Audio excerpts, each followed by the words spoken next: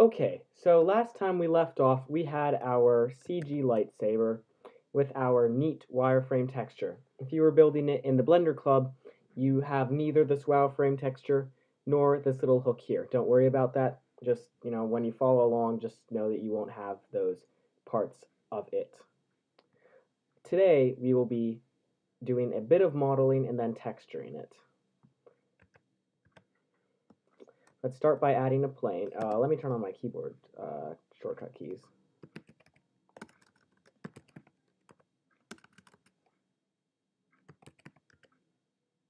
Screencast keys, there they are. Okay, so yeah, let's start by adding a plane. It looks like our 3D cursor is a little off from last time, so we can do Shift, let's go out of camera view, we can do Shift C, move it to the center, Shift S, selection to cursor, moves our plane to the center. Now, GZ negative 1.04, enter, brings the plane down a bit, and scale by 20. That should be about right. Yeah, that looks good, but that's a little under, so we need to rotate this a bit. So I know there were some good values I had. Yeah, so let's change this to 107 and this to negative 0.6. Now we'll rotate it up just a tiny little bit so that it sits nice and even on our ground plane. Good. Okay, so let's select our lamp, add a little more modifications. Yep, we want it 1, but let's make this 1000. We really want our anisotropy to stand out when we add it. And let's go into top view and back into solid. And let's put our lamp about here. Yeah, that's good. The most important material today is going to be our linear anisotropy material, which will cover the vast majority of the lightsaber. So let's start creating that. So let's select our lightsaber, come over here, and we're just going to modify the wireframe material, which is already part of this. So we can drag up from here, and let's zoom out a bit from this so that we can see it a little. So unlock the camera from the view, zoom out, just scroll down, relock it to view. So now we can see the entire thing. Let's go into the node editor, and let's delete those nodes with X. Now give me a moment to pull up the material, as I unfortunately do not have it entirely memorized.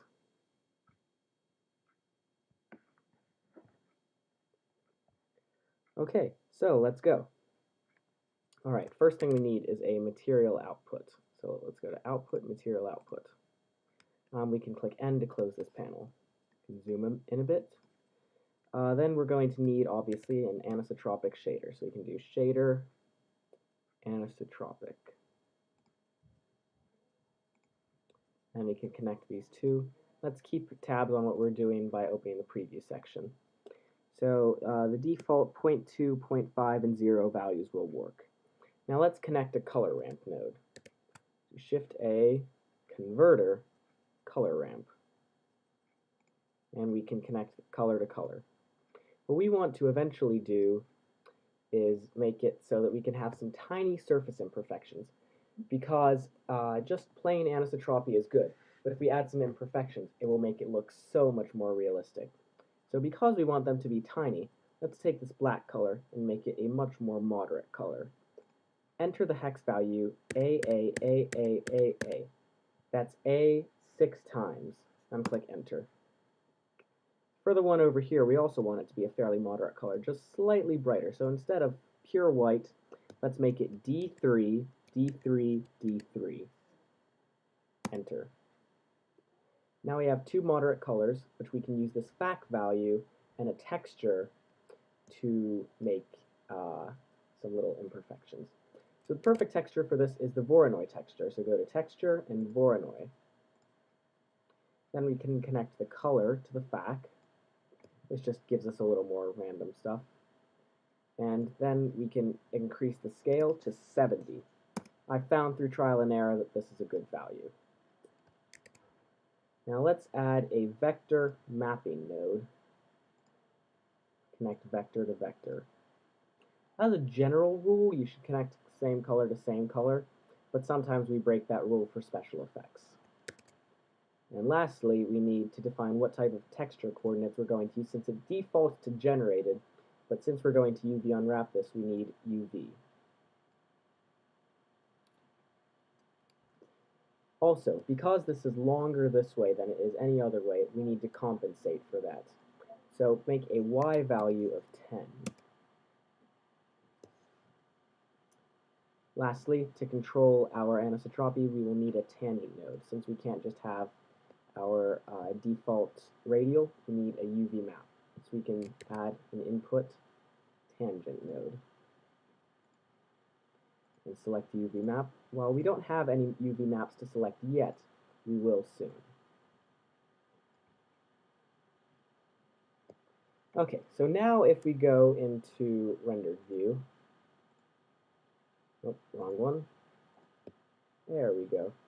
We can see our anisotropy does not look very good. It's not along the right direction at all. In fact, our anisotropy is currently going this way. So we need to unwrap our lightsaber, but we don't want to unwrap all of it. So we'll select all of it in edit mode and then deselect the parts that we don't want to deal with.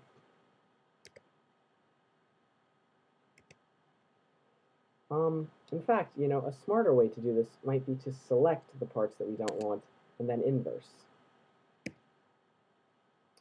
So actually, let's select the plane and then hide it with H.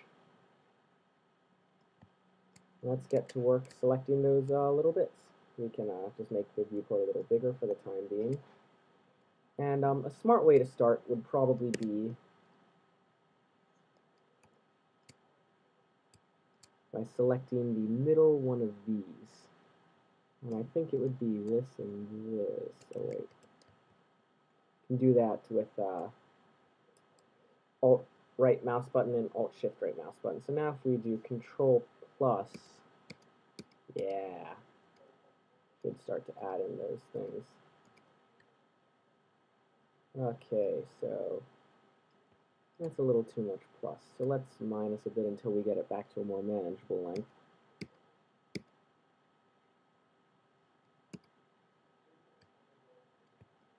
There we go. One more minus. And we can simply get rid of those. And what if we go from top view? Can we box select all the rest of it? Yeah, I think we can. Let's just line it up carefully and get that last little bit at the bottom. Nice. Okay, so now there's no real nice way to do this. We kind of got to go through and select all of these little nubs. Because anisotropy on the nubs is too hard, we just don't bother with it, and we'll create a little metal material that will look almost identical, but just not have anisotropy properties. It will just be a straight up glossy shader with the surface imperfections.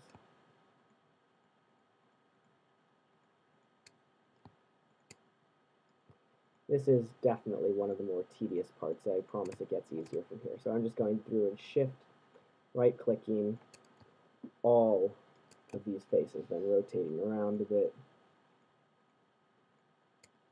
and just continuing.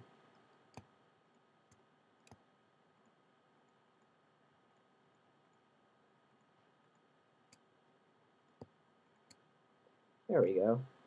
Going away from, yeah, that looks nice. We also don't want this. So let's rotate the view to a nice way where we're looking at it almost straight across. There we go. Let's box select it to get the vast majority. Okay, yeah, so I expected we would either miss or have a bit too much, or maybe a bit of both. Yeah, so we need the rest of this. So we can do Shift, Alt, hover over a corner, and do right mouse button. That will select it all. Yeah, there we go. Still have a bit of overflow here, so we can just do that. Manually deselect those. That should be all of that. Oh, nice. And last thing, end caps always screw up anisotropy. Or UV unwrapping. They make it sort of bulge inwards at the ends. So let's select that face, and let's select its counterpart. These are fine because they're just edge loops, but these inner ones, they're not good. So now we can use Control I, and that inverses our selection. Okay. Yeah.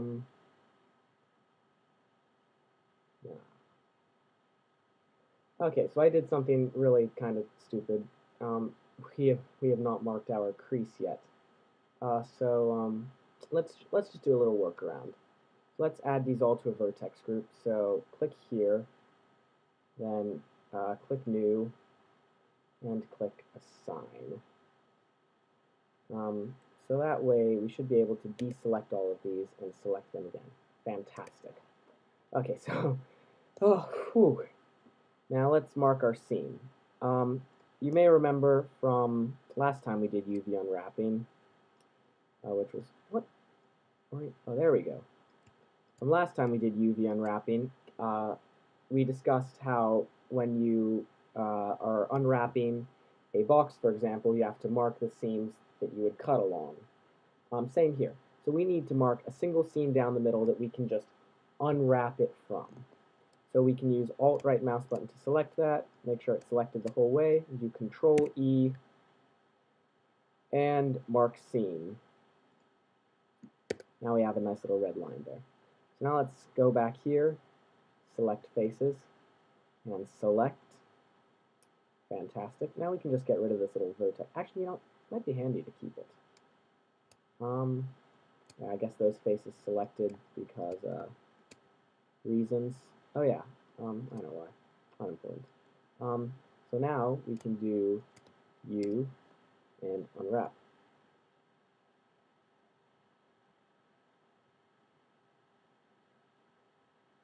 Super exciting, right? Yeah. So let's split the view by dragging on those crosshairs to the left. Let's change this to a UV image editor.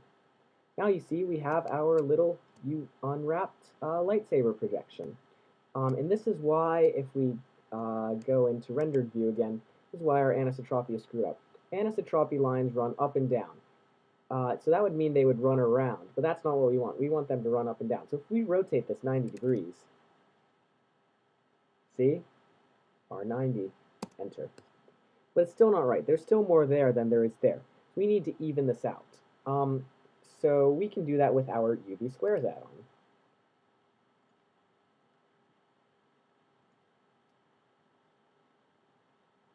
Now it's a single even line. A little brighter over here because we have the lamp over there, but nonetheless even. If you missed how to install the UV squares add-on, it is in the Lightsaber 3 meet. I believe that is meet 16. Instructions for it in that summary meet. I know it's somewhere around there, so you can just look for it. Now we don't really need to do this, but I just like to have it, in here. It just makes it more pretty. So now that our UV socket is kicked in and our unwrapping, you can see we have nice little surface imperfections. My computer takes forever to load. So yeah, you can see we have some little lines. Those are our surface imperfections because of the Voronoi texture. Very minor, but they add that next level of detail that we really want. You can sort of see the seam here caused by splitting there, but that doesn't matter. From a faraway view, like when I go into camera view, you won't be able to notice it. Plus, it's covered up by the line of anisotropy. Okay, cool. So let's, we can add our plane back later. Okay, so next material is going to be almost identical. So let's select 2 more edge loops. So this time we can just use Alt and right mouse button. That will clear all of our selection except that. And we also want these. Because if you see, if we go into front view again, if I recall my image,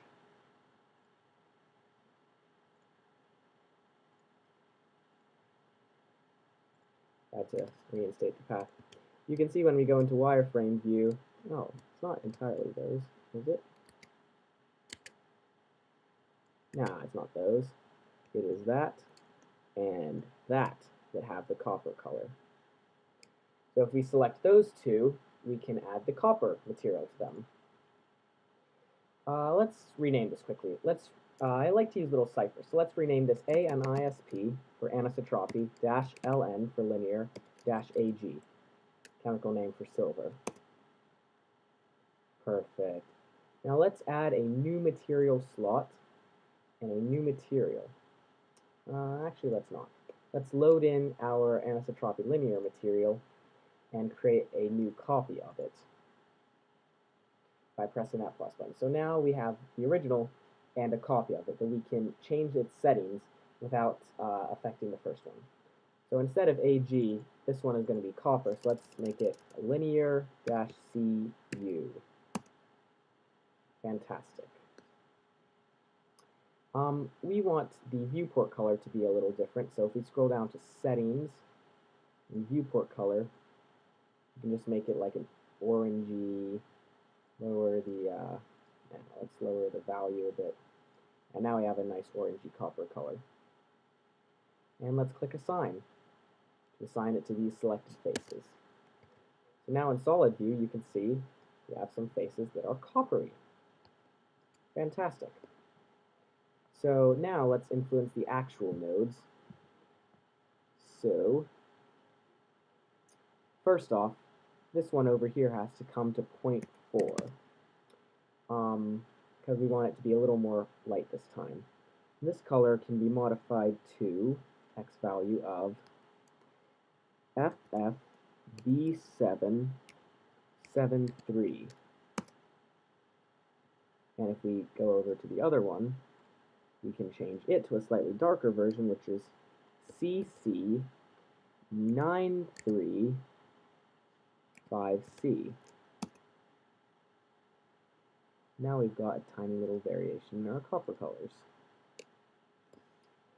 So now if we go into rendered view, you see that we have copper, these little surface imperfections, and we have this one. Now, because this is a smaller material, we have to change a couple settings. So this becomes 40, and this becomes 0.6. Oh yeah, right. In both of these materials, we have to select a UV map. Probably yelling at me for that. So UV map, and back in this one, UV map. And that is two materials. That's definitely two of the harder ones out of the way.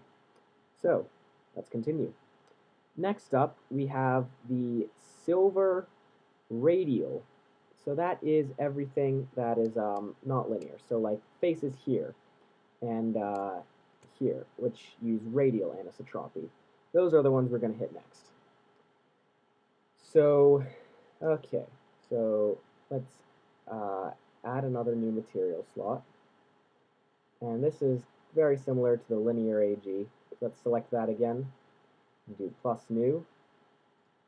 And let's rename it to rad for radial AG. Now let's go into edit mode. We can just select that face right off the bat, and I'll cancel the other selections. And the other ones that we want selected are any that have seriously strong right angles. So like there, you can do Shift Alt right mouse button, select that little edge loop. Here,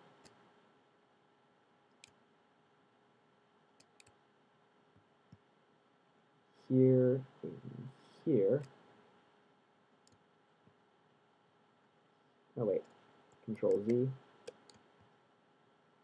Here, here. See the pattern? Here, here,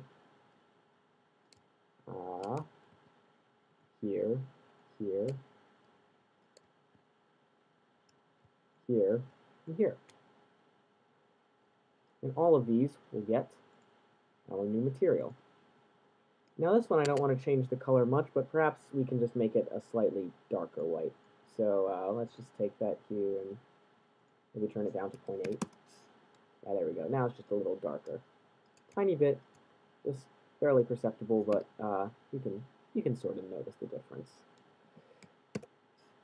Okay, so for this material, I don't think we'll need this again, so we can grab here and drag over to collapse it. This is not going to be wrapping around the whole thing, so we don't need this complicated stuff with the UV and the mapping and whatever. Yeah, so those colors will stay the same. Oh yes, got to change this to radial. So radial, then we want x-axis,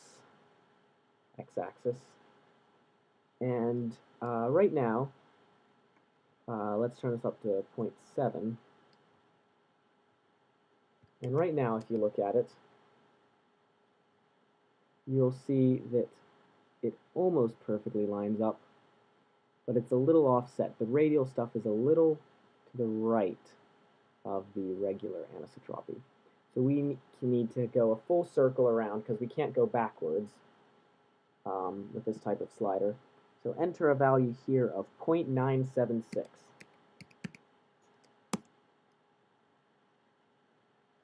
This you can see just rotates it a bit, and this makes our stuff line up. Okay, yeah, I'm really not liking that there's nothing there, so let's just drag our lamp over a bit so that we can capture that anisotropy on the back too. Yeah, there we go. There's a nice little bit of anisotropy. Perfect. Awesome. Is that too much? Yeah, I think I might have too much anisotropy. Let's try bringing this down a notch. Maybe another.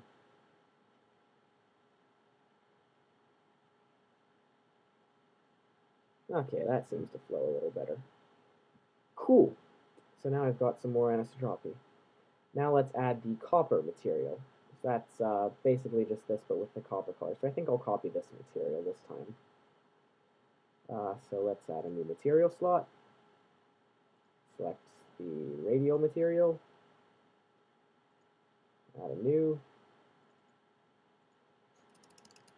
You can also double click there to rename it. So this is radial and CU for copper.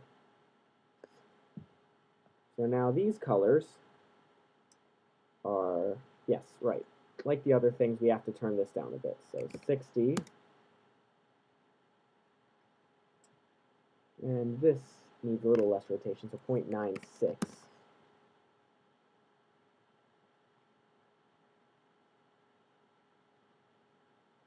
Hold on.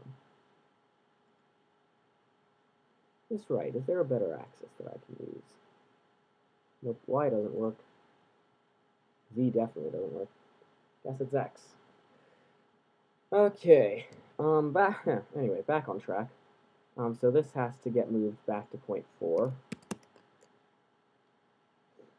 And then we need the color, once again, FF, E773, and, oh, by the way, these copper colors, if you want to change something in your lightsaber, this would be the thing to change. CC935C. Like, you could go with, like, a green color if you wanted. That might, you know, be nice. I don't know. Yeah. So now let's apply this material. So this only applies to a very limited portion right here.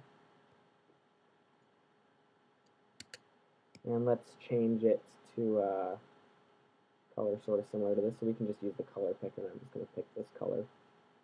There we go. Nice little matchy-matchy.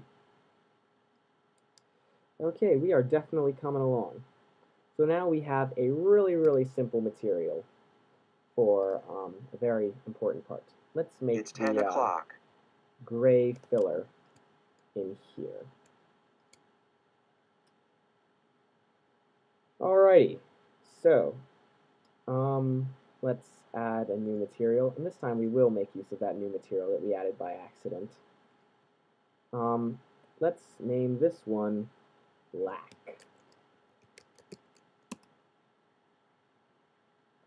And this is just going to be a glossy shader with a high roughness value, giving it a sort of weathered, textured look. I kind of like that. We could have used a diffuse, but this just makes it a little more interesting. Hex value 4B, 49, 48. There. And let's also just match a little dark color. Now, going into edit mode, we can select, let's just kind of match up. So, you know what we can do? We can do something really clever. We can box select all of this, all the stuff that could possibly have this material. Then we can deselect the other materials. So like all of the other materials, just click deselect. No, wait. Alright, because we haven't added yet. So that's not smart. So let's just alt that. And so we can just go through and select. Man, I really should have thought this out better. Oh, whatever. You guys will get through it. Crevices, crevices, crevice. Do you want that one? Can that stay linear?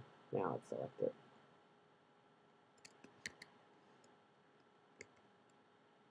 And there, and there. Then we can click Assign.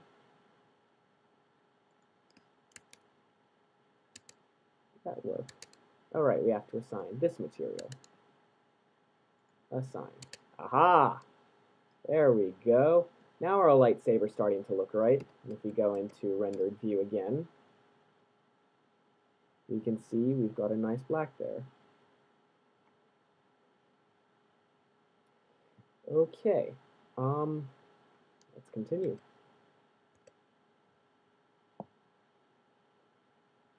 Now we've got a rather complex material.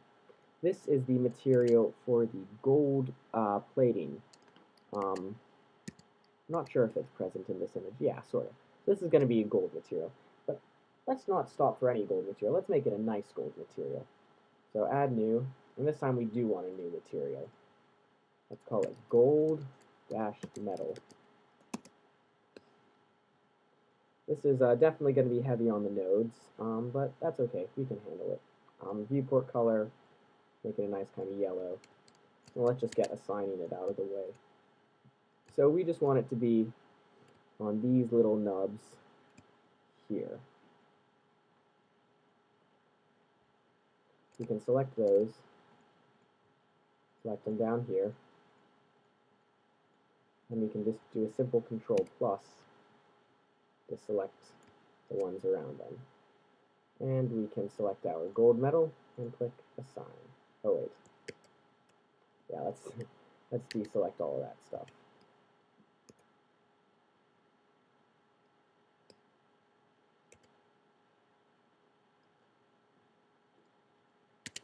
There we go. Okay. So I think, yeah, let's go. So select this, delete it. Add a mix shader.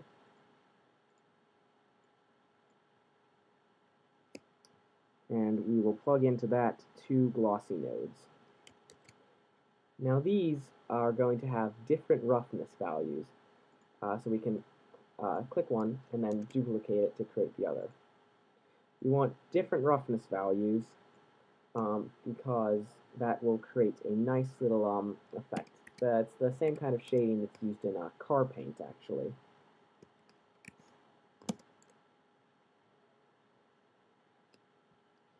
And this is another efficient way of doing stuff. Instead of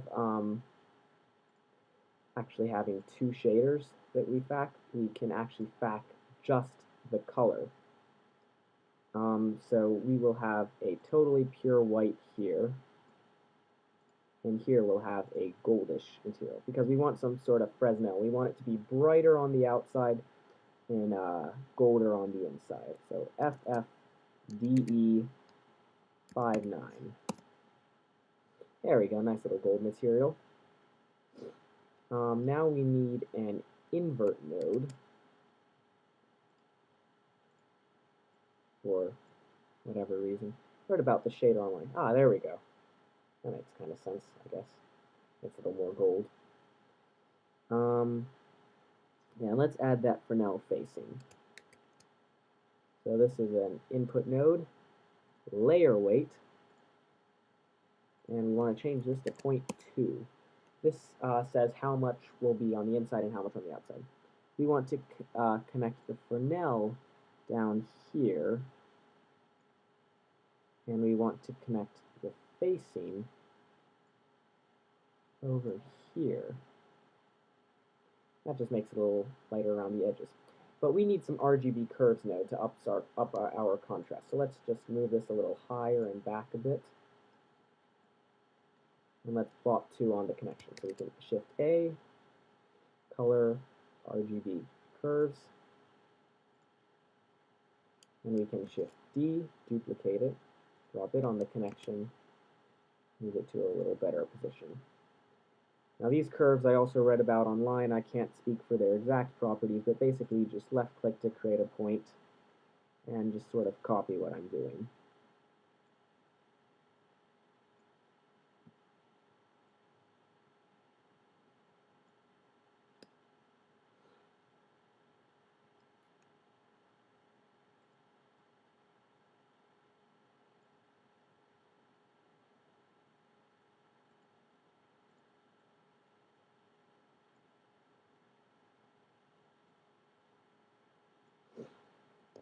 Something like that gives us a nice little gold material, which we can see clearly if we go into rendered view.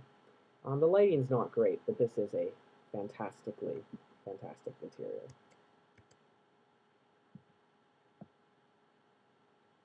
Okay, another really simple one. This is very similar to our glossy black, and it's going to form this.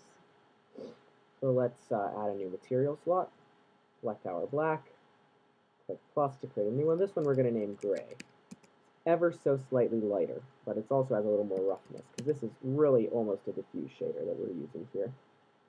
This color is going to be 61 5F 5D. And it's just a little lighter. Our this we can just make a little lighter too if we want. Now let's select this face. Select this face. And do Control plus, and that should select all of them. And click gray, click assign, and nice, we have our gray material. Now we've got our last complex material, not our last, but almost our last complex material before we get a couple really simple ones. So this is the metal material that I mentioned earlier that sort of does these.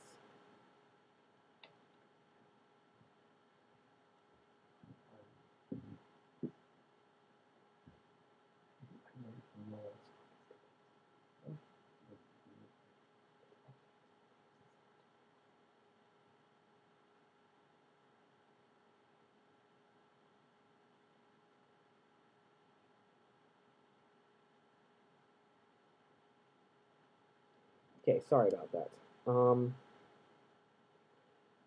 So let's start by doing A to deselect everything, Z to go into wireframe mode, and let's box select that to start. And we got to go through again,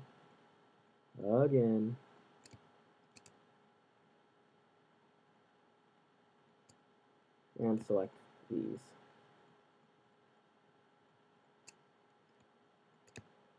You know, like right after I do this, I'm going to find a better way, and all of this is just going to be kaput. And I'm going to be, it's like the second or third time I've said kaput.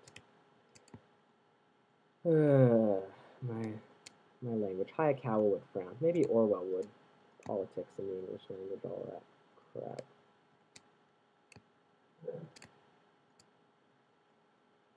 But alas, there we go. And we also need to select a good amount of this. So let's do Shift-Alt, there, there, and there. Now that hit a couple. Now we still need a couple extras, so let's go there, there, there, and there, there, there, there, and let's get rid of the selection on these guys. We do not want this material to become metallic in any way, shape, or form. And these buttons will obviously become red and green later. Alright, so I believe that is the extent of my metallicness. Let's add a new material slot. And what would be a good one to duplicate for this? Probably the anisotropy linear silver. This one we're just going to name metal. Nice and simple. Now we can assign metal. This one's going to be a slightly darker color, so let's just do a medium gray like that. There, good. Little differentialness. This anisotropic shader is going to become a glossy shader, so let's start by deleting the tangent. And then up here we can do it really simply by changing anisotropic to glossy. And is that everything? Could that be everything?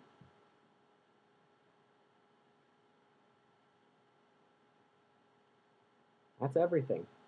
Okay, we now have our metal material. So now our lightsaber is really taking shape. The only things left are those two buttons and the power plate.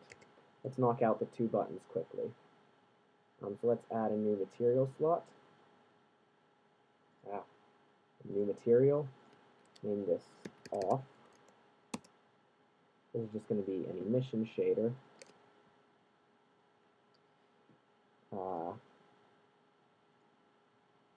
E70000, pure red, and the strength of 1.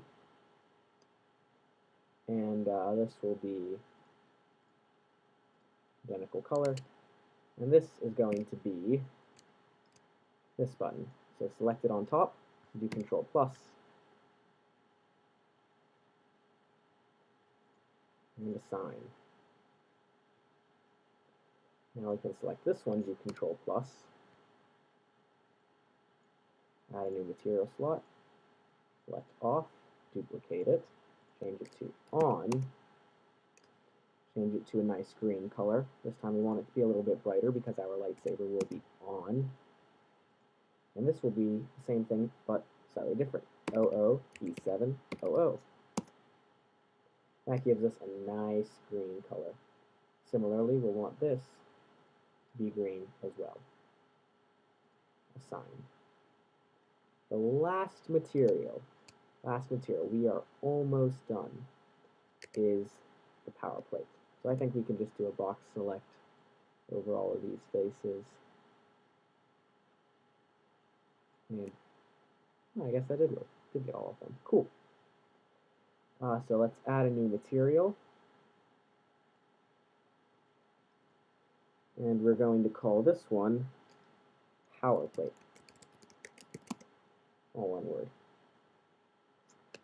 So this will be our first diffuse texture of the time. Actually, let's start by just making this a, orangish yellow, kind of like that, fairly bright. And assigning. We're done with edit mode. Phew. Okay, so let's add in our brick texture. I didn't actually want to create any of those bumps that you so commonly see on this in the Anakin lightsaber. So we're just doing it all on texturing, which means we're going to need to use a bump map too. If you haven't done the enrichment for Me 18, I would highly suggest it. It seriously relates to this. Texture, brick texture, and color to color. But we also need to do color to bump. We need to make this a little bit bumpy. Let's go over to plane to see what we're doing a little better. So currently you see it's flat. Once we do this, they become some defined bumps. Let's also up this a bit. Let's make it a little more. Can't really see them yet, but you'll really see it kick in over once we got it. So what we want to do is we want to have just vertical lines alternating. So our mortar will be one color, the color in between, and this color, both of these will be the same color, the sort of orangish. This is going to be E7, A6, 6, 8.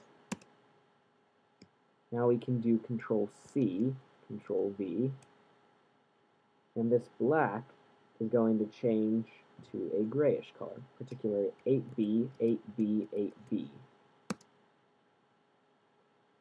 And now you can really see the bumps taking hold. You see if we get rid of the bump map, boring texture, add it in, gives it an illusion of depth. Fantastic.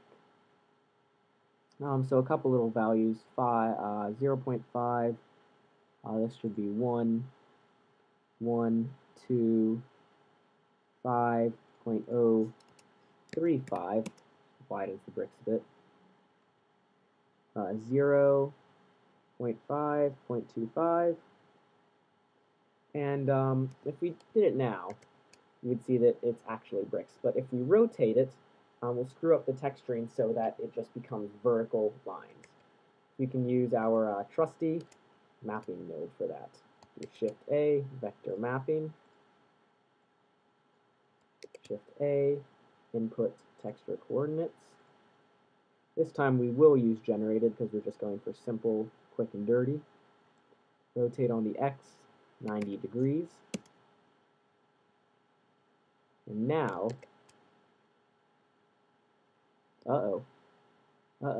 problem. Maybe it's a different value.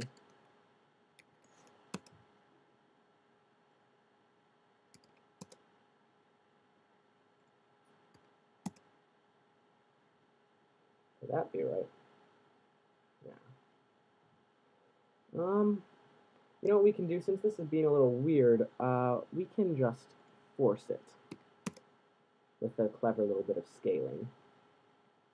So I think if we scale on the Z, 0.1,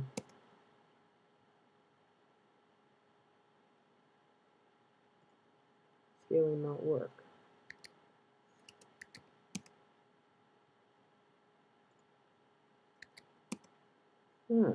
This is, oh, I see that this becomes 3.16. This is 90. Got it? Is there a translate value?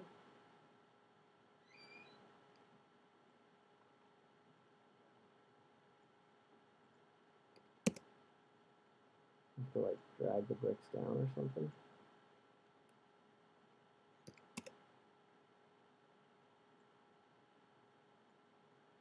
Like, I would pause, but it would kill my video. So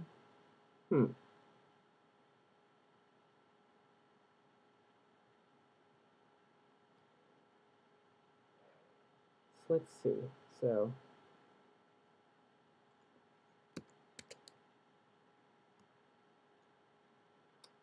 I think I have a way that we could force this.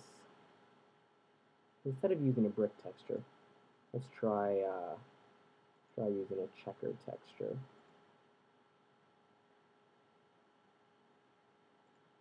Let's enter that gray value again, 8B, 8B, 8B.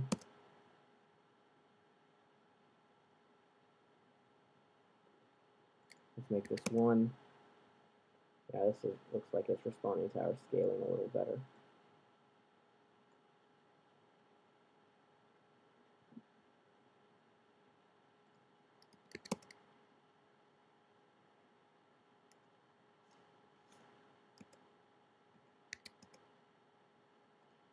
Which one of these is it?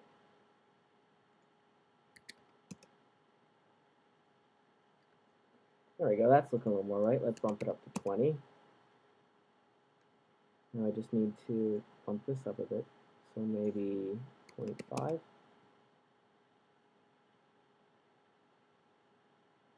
Okay, that's good. Now let's just move it down a bit. A bit too much, maybe 0.05.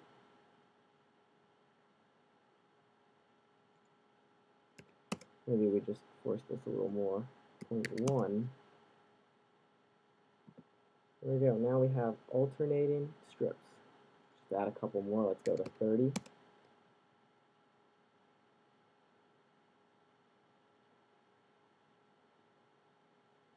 And there you go. You have alternating stripes with a bit of bump mapping. Cool, so now if we go into camera view and we do Alt-H to unhide that plane from the bottom, you have a fully textured lightsaber.